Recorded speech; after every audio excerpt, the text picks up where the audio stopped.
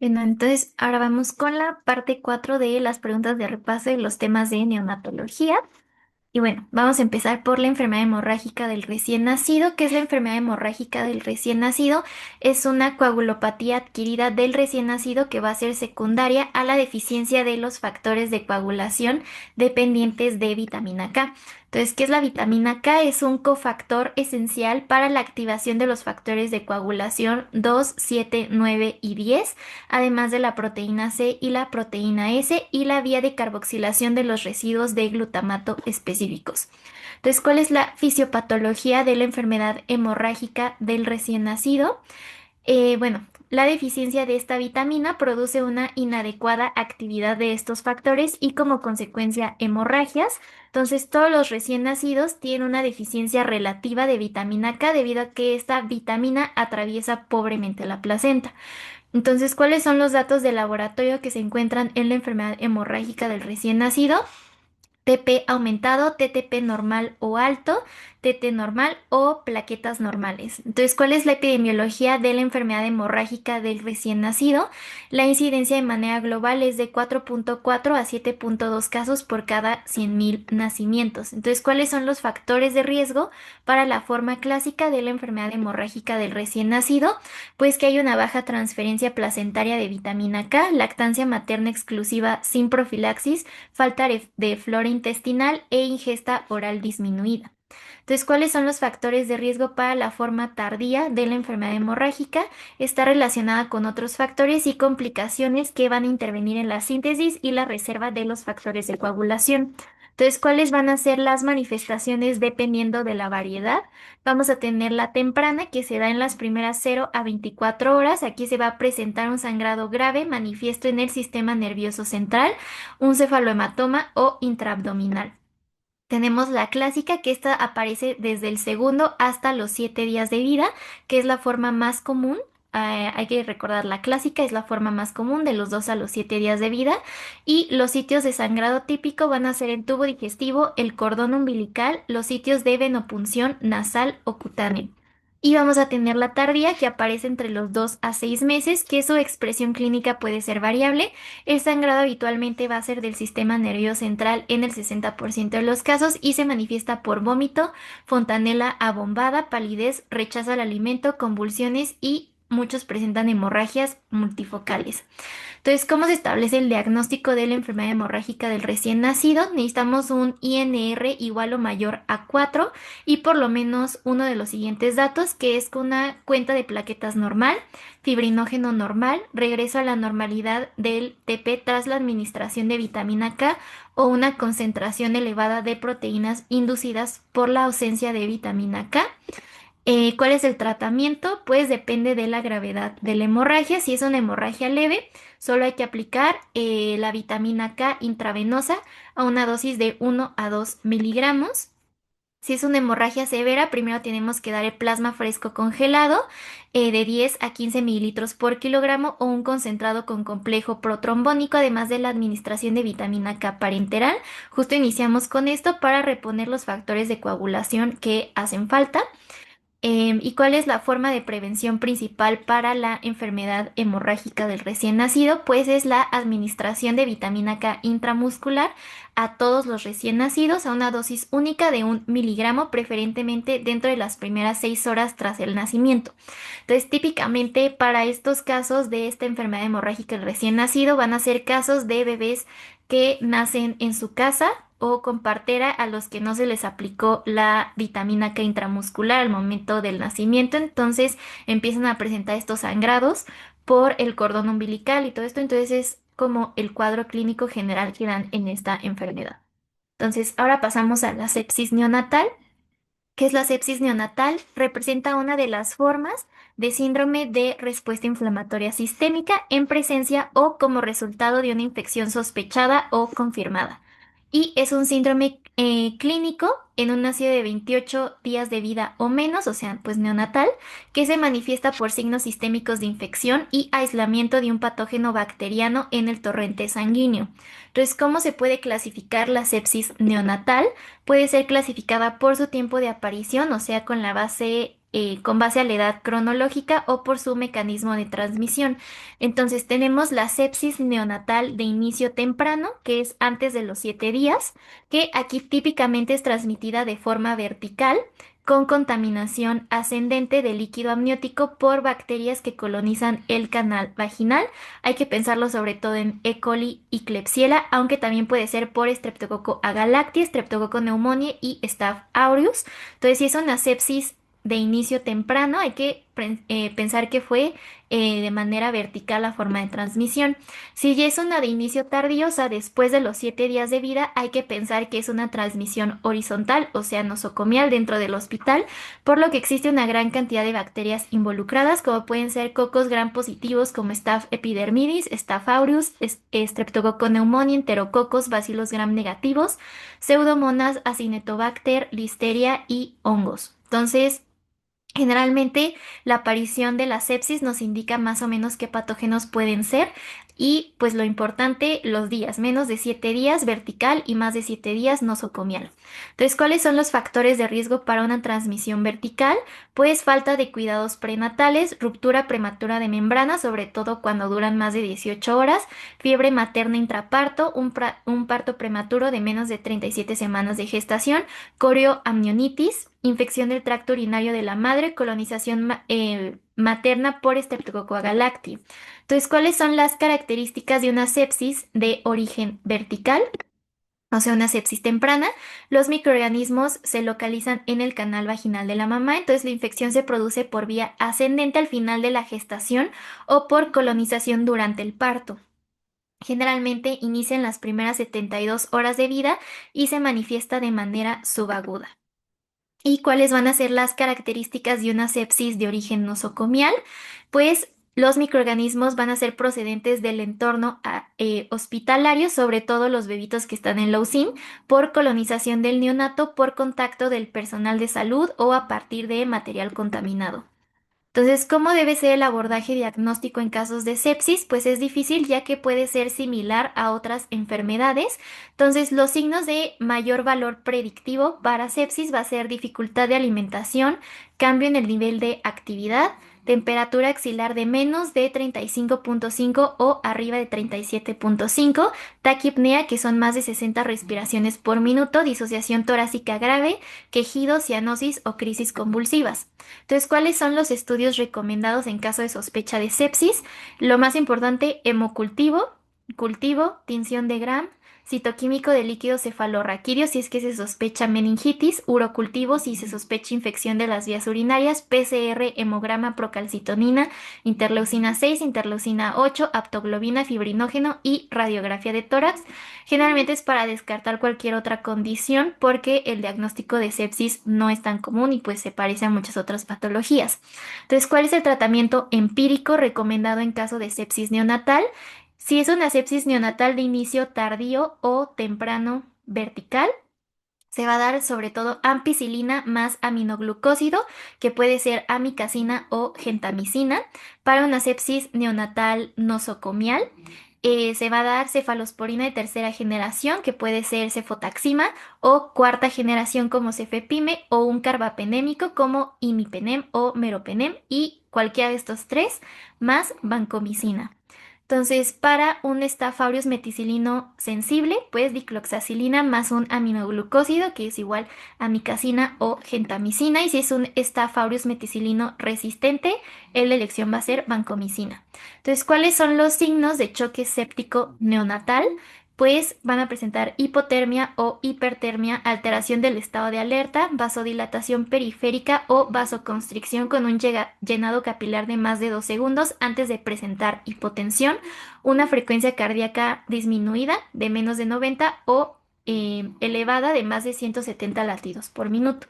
Entonces, ¿cuál es el manejo recomendado del choque séptico? Se tienen que dar cristaloides en bolos de 10 mililitros por kilogramo a 40-60 mililitros por kilogramo, máximo en la primera hora. Entonces, en caso de choque refractario a líquidos, se tienen que iniciar los vasopresores como epinefrinas o los inotrópicos como dopamina.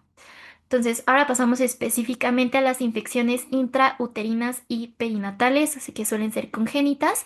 Entonces, iniciando con Toxoplasma gondii, ¿cómo se manifiesta el Toxoplasma gondii en la madre de los bebés? La enfermedad se manifiesta como una mononucleosis negativa, anticuerpos heterófilos relacionada con la exposición a gatos, carne cruda o inmunosupresión.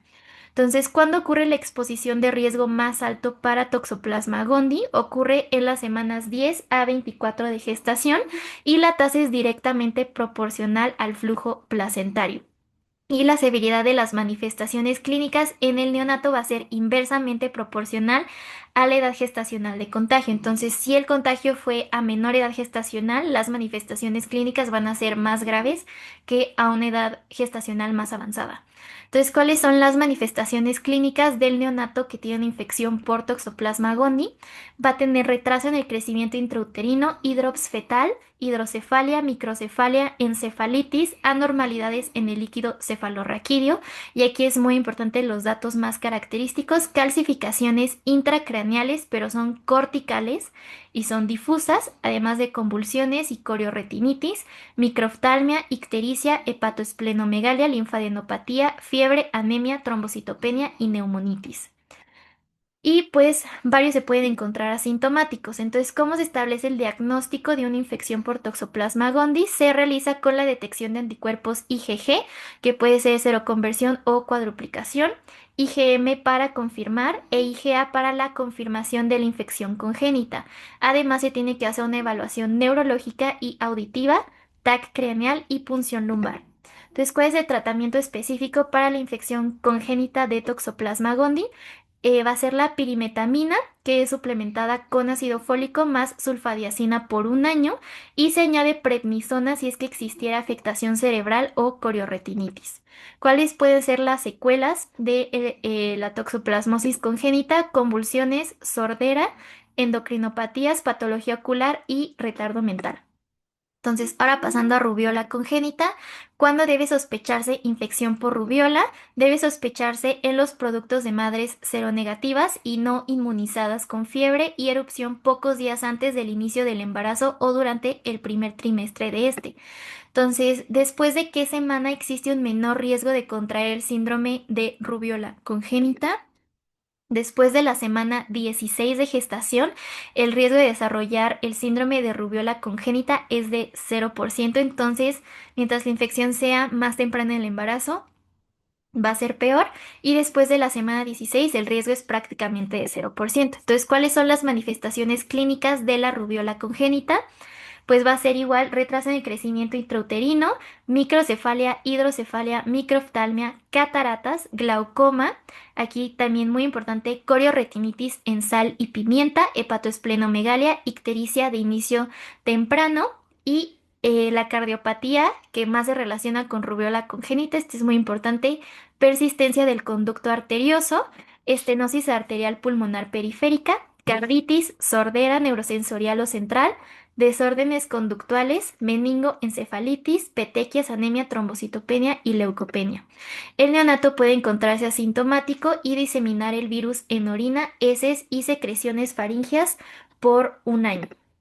Entonces, ¿cómo se establece el diagnóstico de rubiola congénita? Se efectúa con la detección de anticuerpos IgM e IgG seriado o aislamiento del virus en la sangre, orina, líquido cefalorraquídeo y secreción faríngea. ¿Cuáles son los criterios serológicos para establecer el diagnóstico definitivo de rubiola congénita? Pues el aislamiento del virus en el paciente, detección IgM específica para el virus de la rubiola, persistencia de títulos elevados de IgG que sean 4 veces mayor a lo esperado después de los 8 meses de vida extrauterina y detección de ARN vírico en el paciente. Y pues confirmación serológica de una rubiola materna durante el embarazo. Entonces, ¿cuál es el manejo de los recién nacidos con una rubiola congénita? Pues deben practicarse pruebas de audición y evaluación somatosensorial. Y los casos diagnosticados deben ser enviados a terapia de rehabilitación neurolingüística. Y bueno, los pacientes que presentan opacidades corneales, cataratas o retinopatía deben ser enviados para valoración oftalmológica, mientras que los sospechosos de tener cardiopatía congénita pues deben referirse a cardiología pediátrica. Ahora, la infección congénita de citomegalovirus. ¿Qué es la infección por citomegalovirus? Es una infección venérea en la que la madre puede ser asintomática o presentar una mononucleosis negativa anticuerpos heterófilos. ¿Cuándo puede ocurrir la infección por citomegalovirus? Puede ocurrir en cualquier trimestre del embarazo, pero la gravedad va a ser mayor en el primer trimestre y la posibilidad de transmisión es mayor hasta el tercer trimestre. Entonces, ¿cuál es la epidemiología de la infección por citomegalovirus? Es la infección congénita más común y la principal causa de sordera somatosensorial, retardo mental, retinopatía y parálisis cerebral. Entonces, ¿cuáles son las manifestaciones clínicas de una infección congénita por citomegalovirus? Puede presentarse como sepsis, retraso en el crecimiento intrauterino, coriorretinitis, microcefalia. Aquí también van a haber presencia de calcificaciones, pero van a ser periventriculares, además de encefalitis, microftalmia, erupción en pastel de arándano, trombocitopenia, neutropenia, anemia, linfadenopatías, petequia, hepatoesplenomegalia, hepatitis, ictericia, sordera y neumonía. 90% de los pacientes van a ser asintomáticos al nacimiento y la viriuria puede persistir por 1 a 6 años. Entonces, ¿cómo se establece el diagnóstico de infección congénita por citomegalovirus? Se efectúa mediante el aislamiento del virus o PCR en orina o saliva, que puede ser para cultivo tradicional o acelerado por centrifugación. Entonces, ¿cuál es el tratamiento para la infección congénita por citomegalovirus? Se puede dar ganciclovir para evitar la progresión de la pérdida auditiva. ¿Y cuáles son las posibles secuelas de la infección congénita por citomegalovirus? Convulsiones, sordera y retraso mental. Ahora, para la infección congénita por virus herpes simple, ¿qué es la infección congénita por el virus del herpes simple? Es una infección venérea materna que puede ser asintomática y suele adquirirse al momento del paso por el canal de parto. Entonces, el virus herpes simple tipo 2 va a provocar el 90% de todos estos casos. ¿Cuáles son las manifestaciones de una infección intrauterina? Es rara, pero puede presentar coriorretinitis, lesiones cutáneas y microcefalia. ¿Y cuáles son las manifestaciones clínicas de una infección postnatal que se obtuvo durante el trabajo de parto?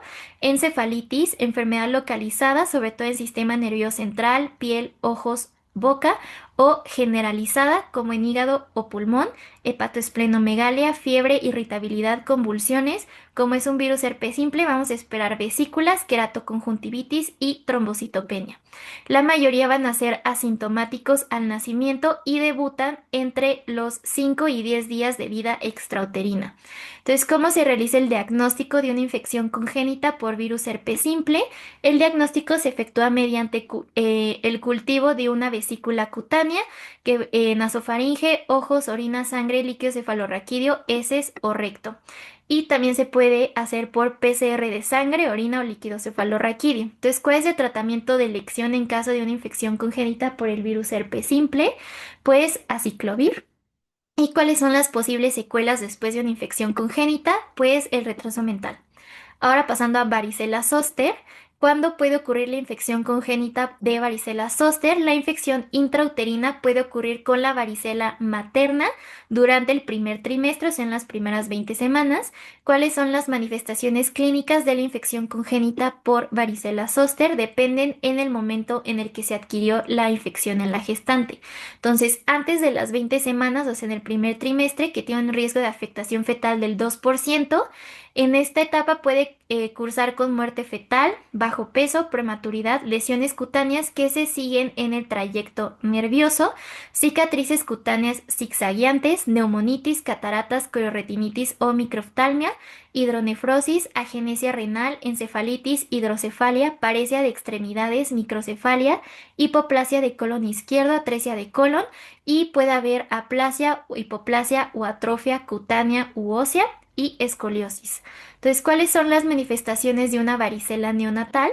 La varicela neonatal congénita se desarrolla si la infección se adquiere a los 21 días antes del parto y hasta 5 días posteriores.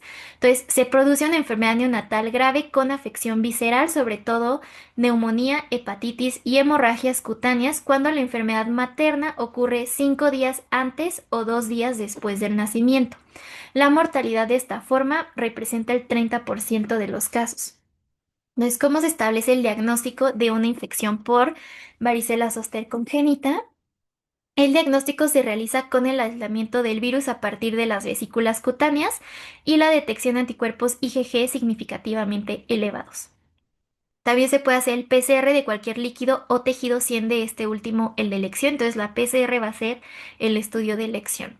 Ahora pasando a treponema pallidum, o sea, sífilis, que es la infección congénita por treponema pallidum. Es una infección venérea que puede ser asintomática y la infección del producto puede ser transplacentaria o por contacto con el chancro o la sangre durante el parto. Entonces, ¿cuál es el medicamento que puede prevenir la infección fetal contra treponema pallidum? Pues la penicilina. ¿Cómo se clasifican los casos de treponema pallidum? Podemos clasificarlo como un óbito por sífilis, que es la muerte de un producto con un peso de más de 500 gramos o una edad de más de 20 semanas, cuya madre tuvo sífilis tratada inadecuadamente o no tratada al momento del parto. Tenemos un caso probable que es un neonato cuya madre haya sido tratada inadecuadamente o no tratada al momento del parto, o un niño o neonato con anticuerpos treponémicos reactivos para sífilis, y alguno de los siguientes como evidencia de sífilis congénita en el examen físico, evidencia de sífilis congénita en radiografía de huesos largos, BDRL reactivo en el líquido cefalorraquídeo, títulos cuantitativos de anticuerpos no treponémicos 4 veces mayores a los de la última muestra materna y reactividad en las pruebas para anticuerpos FTA, ABC, IgM, que esta es la más específica para hacer el diagnóstico de la infección congénita para treponema pálido. También vamos a tener los casos confirmados que van a ser manifestaciones clínicas específicas de sífilis congénitas y que resultó positivo para el FTA IgM o se identificó treponema pallidum en campo oscuro y o inmunofluorescencia de lesiones, cordón umbilical, placenta o en la necropsia. Y el caso anulado va a ser un antecedente materno de positividad para BDRL y todas las demás pruebas sin manifestaciones clínicas específicas y con los paraclínicos negativos.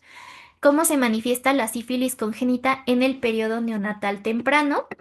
Se manifiesta como un retraso en el crecimiento intrauterino, hidropesía no inmune, prematuridad, anemia hemolítica, neutropenia, trombocitopenia, neutropenia y hepatoesplenomegalia. Entonces, ¿cómo se manifiesta la sífilis congénita tardía?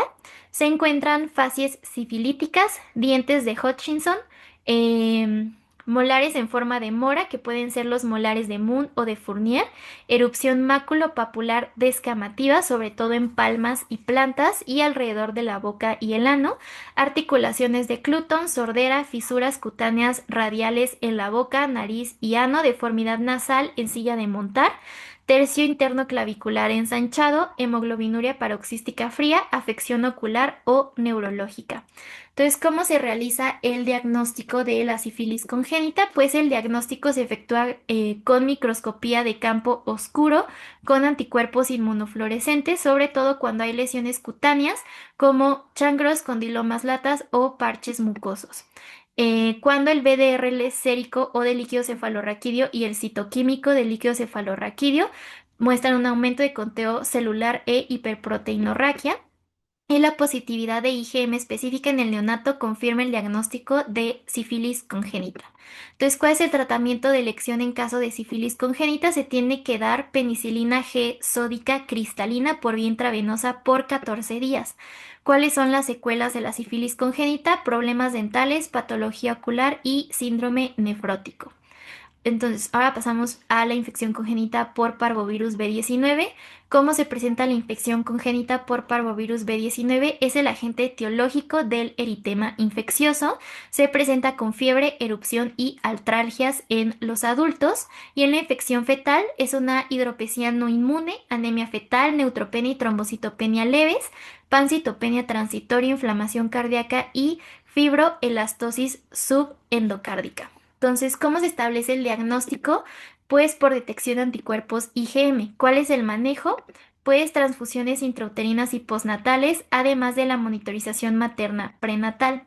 Y ok, entonces ahora pasamos a VIH. ¿Cuáles son las recomendaciones durante el periodo perinatal en madres que tienen VIH? pues el riesgo de transmisión vertical se disminuye si la madre recibe tratamiento antirretroviral durante el embarazo. Entonces, se recomienda el uso de sidobudina en las mujeres durante los últimos dos trimestres del embarazo, durante el parto y posteriormente al producto durante 6 meses. Y esto se ha visto que disminuye 2/3 la tasa de transmisión del VIH al neonato. Entonces, ¿qué se considera como un factor protector para la infección por VIH? El nacimiento por cesárea se considera en factor protector y se recomienda cuando se desconoce la carga viral o si está es de más de 1.000 copias en el último mes, pues se recomienda la cesárea y está contraindicada la lactancia materna. ¿Y cuáles son las manifestaciones clínicas de una infección congénita por VIH? Vamos a encontrar igual calcificaciones intracraneales, falla de Medro, infecciones recurrentes, linfadenopatía, trombocitopenia, hepatoesplenomegalia, anormalidades neurológicas que se desarrollan sobre todo entre los 3 a 6 meses en el 10 a 25% de los casos. Entonces, ¿cuáles van a ser los estudios diagnósticos de elección? En los menores de 18 meses de edad se tiene que hacer PCR, que tiene que ser doblemente positiva, y en todos los neonatos con madres seropositivas tiene que determinarse la carga viral a los 14 a 21 días, de 1 a 2 meses y a los 4 a 6 meses de edad. Entonces, ¿cómo puede descartarse el diagnóstico por infección de VIH? El diagnóstico puede descartarse en niños que no reciben leche materna si se tienen dos determinaciones negativas de carga viral, una de ellas realizadas después del primer mes de edad y otra posterior a los 4 meses de edad. También se descarta si se tiene determinación de lisa negativa a los 12 o 18 meses de edad. Entonces, ¿cuál es el tratamiento para la infección congénita por VIH? Aquí las medidas terapéuticas incluyen la administración de trimethoprim sulfametoxazol como profilaxis, sidobudina y otros antirretrovirales. Entonces, ahora la infección congénita por hepatitis B. ¿Qué es la infección congénita por hepatitis B? El virus de la hepatitis B es un virus hepatotropo de DNA. Es común la transmisión vertical y puede resultar en cirrosis y carcinoma hepatocelular. Se previene con inmunización e inmunoglobulina antihepatitis B. Entonces, ¿cuál es la epidemiología de la infección congénita por hepatitis B? La transmisión vertical ocurre en el 90% de las madres que tienen un antígeno E para hepatitis B positivo, que este nos habla de una replicación viral, y cerca del 10% que presentan el antígeno de superficie. El 90% de los neonatos van a llegar a ser portadores crónicos. Entonces, ¿cuál es la presentación clínica de una infección congénita por hepatitis B? Se presenta como hepatitis neonatal aguda y puede convertirse en portadores asintomáticos. ¿Cuáles son las recomendaciones de inmunización? Pues los productos de las madres positivas para el antígeno de superficie deben recibir la primera dosis de la vacuna de hepatitis B en las primeras 24 horas de vida de manera simultánea con inmunoglobulina específica. Entonces, el estado serológico debe verificarse después del cumplimiento del esquema de vacunación primario de los 9 a los 15 meses y si las concentraciones del virus de la hepatitis B tienen una concentración de menos de 10, o sea, indica una falta de respuesta adecuada, debe administrarse un esquema secundario que son 3 dosis más de la vacuna contra hepatitis B. Entonces, ahora pasando a la infección congénita por Neisseria gonorrea. ¿Qué es la infección congénita por Neisseria gonorrea? Es una infección venérea que puede adquirirse al nacimiento y es tratable con cefotaxima o ceftriaxona. Entonces, ¿cuál es el tratamiento de prevención que se le tiene que dar al neonato al momento del nacimiento para evitar la infección ocular? Se puede tratar con nitrato de plata o eritromicina oftálmica. ¿Cuáles son las manifestaciones clínicas de un cuadro neonatal de gonorrea? Pues lo más característico puede ser una oftalmia gonocócica, que se ve una descarga acuosa abundante que rápidamente se vuelve purulenta, que esta aparece rápidamente en los primeros días, absceso de cuero cabelludo, vaginitis, artritis, sepsis y meningitis. ¿Cuáles son las medidas terapéuticas para tratar el cuadro gonocócico neonatal? Se tiene que dar antibiótico-terapia con ceftriaxona o cefotaxima, esta última en caso de que se presente hiperbilirrubinemia, porque hay que recordar que la ceftriaxona desplaza las bilirrubinas de la albúmina, entonces puede causar kernicterus en monodosis, si es una infección aislada por 7 días y si es diseminada, eh, o 10 a 14 días en caso de meningitis y la irrigación oftálmica. Entonces, ¿cuáles son las posibles complicaciones de un cuadro neonatal gonocócico? Queratitis, perforación corneal y ceguera. Entonces, ahora la infección por Clamidia trachomatis. ¿Qué es la infección congénita por Clamidia trachomatis? Es una infección venérea materna adquirida por el producto al momento del nacimiento. Entonces, ¿cómo se puede prevenir el cuadro neonatal de clamidia? Se previene con la administración de eritromicina, nitrato de plata o tetraciclinas oftálmicas, porque la clamidia generalmente va a generar otro tipo de conjuntivitis en el neonato. Entonces, ¿cuál es la presentación del cuadro neonatal de clamidia? Es una conjuntivitis que suele desarrollarse en la segunda semana de vida, si la podemos diferenciar de la de gonorrea, que aparece en unos días, en los primeros días, y si aparece después de 2 semanas, hay que pensar en clamidia. Además, se puede presentar una neumonía afebril con tos no productiva, taquipnea, estertores, hiperinflación e infiltrados difusos en la radiografía de tórax y otitis media. ¿Cómo se realiza el diagnóstico de un cuadro neonatal de clamidia? Pues se realiza con tinción de Giemsa de un frotis conjuntival encontrando inclusiones intracitoplasmáticas teñidas con azul. O se puede hacer el diagnóstico con PCR. Entonces, ¿cuál es el tratamiento del cuadro neonatal por clamidia? Pues administración de eritromicina por 14 días. Ahora pasando a la infección por Mycobacterium tuberculosis, ¿cuál suele ser la presentación en la madre? La madre puede presentar una prueba de tuberculina positiva con versión reciente, radiografía torácica o historia familiar positivas. Entonces, ¿cómo se puede tratar la infección del producto en caso de tuberculosis? Es tratable con isoniazida y rifampicina, con osimetambutol y prevenible con isoniazida, inmunización y pues separación de la madre mientras esté activa la tuberculosis. ¿Cuáles son las manifestaciones clínicas de un cuadro neonatal de tuberculosis? Puede manifestarse como neumonía séptica congénita, que esta suele ser rara, o como tuberculosis pulmonar primaria adquirida o cursar asintomática. Entonces, ¿cuál es el tratamiento específico de la infección congénita de tuberculosis? Isoniazida, rifampicina y piracinamida. Entonces, ahora pasando a la infección por Trypanosoma cruzi, en quienes suele presentar la infección congénita por Trypanosoma cruzi, se presenta con frecuencia en productos de madres originarias de Centroamérica o Sudamérica, con historia de viaje reciente a zonas endémicas o con enfermedad crónica. Entonces, ¿cómo se manifiesta la infestación por Trypanosoma cruzi? La infestación se manifiesta con el retraso de crecimiento intrauterino, calcificaciones intracraneales, encefalitis, anemia, petequias, falla de Medro, carditis, insuficiencia cardíaca, hepatoesplenomegalia y acalasia. Entonces, ¿cuál es el tratamiento de la infección congénita por tripanosoma? Benzimidazol. ¿Y cuáles pueden ser las secuelas de esta infección? Patología ocular y retraso mental. Ahora pasando a la onfalitis. ¿Qué es la onfalitis? Es la infección umbilical del neonato que se manifiesta como eritema e induración de la piel alrededor del ombligo, que puede acompañarse de supuración o secreción sanguinolenta y de mal olor. Entonces, ¿cuáles son las medidas de prevención para la onfalitis? Se recomienda la aplicación de clorexidina al 4% en el cordón umbilical dentro de las primeras 24 horas para reducir el riesgo de onfalitis. La OMS recomienda el secado natural para el cuidado del cordón umbilical cuando no hay acceso a antisépticos tópicos. Entonces, ¿cuáles pueden ser los organismos causales de la onfalitis? Pues los aerobios son los más frecuentes, sobre todo Staph aureus, que es el más común, Staph epidermidis, Streptococcus del grupo A, E. coli y Proteus.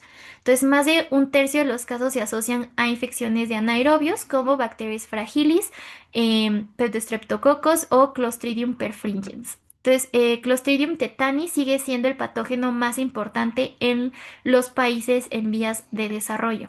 Entonces, ¿cómo se clasifica la onfalitis dependiendo de la extensión de la infección? Entonces, si es solo descarga purulenta, puede haber celulitis y linfangitis de la pared abdominal, puede haber extensión de la inflamación al tejido celular subcutáneo y de las fascias profunda. Entonces, ¿cómo se establece el diagnóstico? El diagnóstico es clínico y se basa en el reconocimiento de las manifestaciones locales y las manifestaciones sistémicas acompañantes. Entonces, ¿cuáles son las manifestaciones sistémicas de la onfalitis? Los bebés pueden presentar fiebre o hipertermia, inestabilidad térmica, ictericia, taquicardia de más de 180 latidos por minuto, retraso en el llenado capilar, taquipnea, signos de dificultad respiratoria o apnea, distensión abdominal con ausencia de ruidos peristálticos, irritabilidad, letargo y succión precaria. ¿Cómo se establece el tratamiento? Dependiendo del diámetro de la zona de hiperemia y el edema. Aquí es muy importante ver cuántos milímetros tiene la zona afectada. Si es un área de menos de 5 milímetros, sin manifestaciones sistémicas, se puede dar tratamiento local, que va a ser con un ungüento de neomicina o mupirocina y medidas higiénico-dietéticas. Si es un área de menos de 5 milímetros, pero ya tiene manifestaciones sistémicas, se inicia tratamiento intravenoso con aminoglucósidos, clindamicina, cefotaxina, metronidazol o imipenem y derivación a segundo nivel. Si es un área de más de 5 milímetros con o sin manifestaciones sistémicas, ya se inició tratamiento intravenoso y se deriva urgentemente a segundo nivel. Entonces, la única vez que vamos a considerar tratamiento tópico es cuando el bebé no tenga manifestaciones sistémicas y el área sea de menos de 5 milímetros. ¿Y cuáles son las secuelas más comunes de la onfalitis? Pueden presentar septicemia, fascitis necrosante, complicaciones peritoneales como vómito biliar, diarrea, distensión abdominal e hipersensibilidad y la formación de abscesos peritoneales o retroperitoneales. Entonces, ahora vamos a hablar del recién nacido hijo de madre diabética. ¿Cuáles pueden ser las consecuencias de la hiperglucemia materna en el primer trimestre y al momento de la concepción? Puede haber embriopatía diabética, lo que resulta en defectos de nacimiento importantes y abortos espontáneos. Cuando se produce la fetopatía diabética, esta se produce en el segundo o tercer trimestre, lo que resulta en una hiperglucemia fetal con hiperinsulinemia y bebés macrosómicos. Entonces, ¿cuáles son las consecuencias de la hiperglucemia materna en los recién nacidos? La hiperglucemia materna conduce a una hiperglucemia fetal que resulta en una hiperinsulinemia fetal y después del parto esta hiperinsulinemia le va a causar una hipoglucemia al bebé, o sea, una hipoglucemia neonatal. Entonces, la hiperinsulinemia fetal estimula el almacenamiento de glucógeno en el hígado y el aumento de la actividad de las enzimas hepáticas involucradas en la síntesis de lípidos y la acumulación de grasa en el tejido adiposo. Entonces, también esta hiperinsulinemia aumenta la síntesis y disposición de grasa en las células miocárdicas, lo que puede conducir además a hipertrofia ventricular. Entonces, ¿cuáles son las consecuencias de los nutrientes excesivos de una madre diabética no controlada? Hay un aumento del crecimiento fetal, particularmente de los tejidos sensibles a insulina, los que resulta en macrosomía. ¿Cuáles pueden ser los defectos cardíacos que se pueden presentar en estos bebés? Defectos del tabique auricular, del septo ventricular y persistencia del conducto arterioso. ¿Cuáles pueden ser las afectaciones neurológicas? Pues defectos del tubo neural como mielomeningocele, o sea, espina bífida o anencefalia. ¿Por qué pueden tener mayor riesgo de síndrome de dificultad respiratoria del recién nacido? La hiperglucemia materna retrasa la síntesis de surfactante, entonces ya que la hiperinsulinemia neonatal interfiere con la inducción de la maduración pulmonar de los glucocorticoides. Entonces, ¿cómo se define una hipoglucemia neonatal? Va a ser cuando los bebés tengan menos de 40 miligramos sobre decilitro de glucosa en las primeras 24 horas. ¿Cuál es el tratamiento recomendado? Tiene que ser la identificación temprana de la hipoglucemia y prevenir las complicaciones, al igual que se tiene que realizar un ecocardiograma justo por las alteraciones cardíacas que pueden tener y se les tiene que dar solución glucosada al 10%. Ahora vamos a hablar por último del síndrome de Down. ¿Qué es el síndrome de Down? Es una trisomía 21, que es una cromosomopatía autosómica caracterizada por un cromosoma 21 extranumerario. Entonces, ¿cuál es la epidemiología del síndrome de Down? Su incidencia es de 1.3 por 1000 nacidos vivos y es la cromosomopatía más frecuente. ¿Cuál es la etiología de la trisomía 21?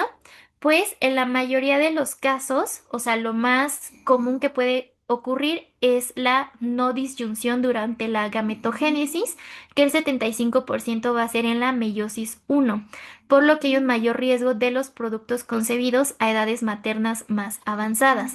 Y el 5% va a ser por una translocación robertsoniana entre los cromosomas 14 y 21. Y el 1% van a ser mosaicos y son clínicamente más leves. Entonces, ¿cuáles son las manifestaciones clínicas de la trisomía 21? Es la causa más frecuente de de discapacidad intelectual de origen genético y se presenta con facies características como braquicefalia, facies plana, fisuras palpebrales oblicuas, hipoplasia de la nariz, microtia, implantación baja de los pabellones auriculares, micrognatia y macroglosia. También se puede ver cuello corto, redundancia de la piel de la nuca, estatura baja y defectos cardíacos, que lo más común van a ser comunicaciones auriculoventriculares y otras por defectos en los cojinetes cardíacos. Entonces, la cardiopatía que mayormente se asocia con síndrome de Down va a ser las comunicaciones auriculoventriculares. Entonces, ¿cómo se realiza el diagnóstico prenatal? Se realiza mediante estudios invasivos, que puede ser la biopsia de las vellosidades coriales, amniocentesis o cordocentesis, y la realización de cariotipo a partir del cultivo de las células de estas vellosidades coriales, amniocitos o células fetales periféricas. En el primer trimestre se puede hacer la prueba doble y tiene mejor desempeño en la semana 9 con una detección del 82%, y en el segundo y tercer trimestre se puede hacer la prueba triple o cuádruple si se agrega la inhibina A, que tiene mejor desempeño en las semanas 15 a 20 con una detección del 90 al 94%. ¿Cuándo se deben ofrecer los métodos invasivos de diagnóstico? Sobre todo si la mamá tiene una edad materna de riesgo y el hallazgo sonográfico es mayor, más de uno con una malformación de mayor y más de dos malformaciones estructurales menores. También que haya una alteración en el tamizaje bioquímico y alteración en el tamizaje ecocardiográfico. ¿Cómo se realiza el diagnóstico de síndrome de Down? Es clínico y al nacimiento se apoya con diversos criterios, siendo los más utilizados los 10 signos propuestos por Hall, que pues son los que se mencionan aquí, que puede ser perfil facial plano, reflejo de moro disminuido, hipotonía, hiperlaxitud, piel redundante en nuca, fisuras palpebrales oblicuas hacia arriba, displasia de cadera, clinodactilia del quinto dedo, pabellones auriculares displásicos o pliegue palmar transverso. El cariotipo es obligado en todos los casos, pues para identificar la trisomía 21. Y esos son todas las preguntas de repaso para los temas de neonatología.